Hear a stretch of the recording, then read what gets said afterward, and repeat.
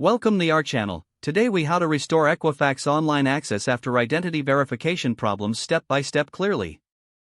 First, open your web browser and go to the Equifax website. Locate the login option on the home page and click on it. If you have previously encountered identity verification problems, select the option for Forgot Password or need help accessing your account.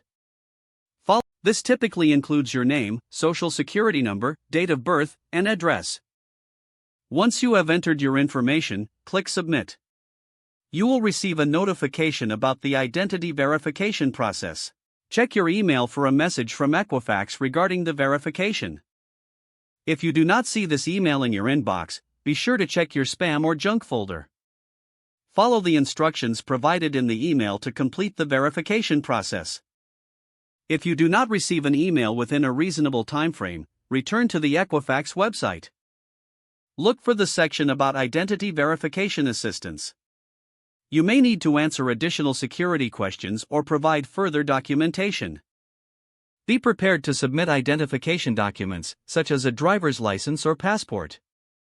Once you have completed the verification process, reset your password if prompted. After resetting your password, return to the login page. Enter your credentials and click Login to access your account. If the issue persists, consider contacting Equifax customer support directly. Provide them with detailed information about the problems you experienced. Follow their guidance to resolve any remaining access issues.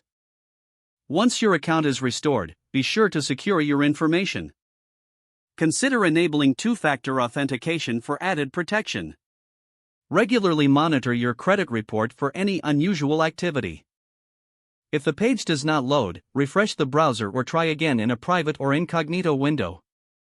Make sure you are using the correct email address, then retype it carefully to avoid small typos. If your password is not accepted, use the reset option and create a new strong password you can remember. Check your spam folder for verification or security emails, then complete any requested confirmation steps. Enable two-factor authentication if available to improve account security and reduce unauthorized access risk.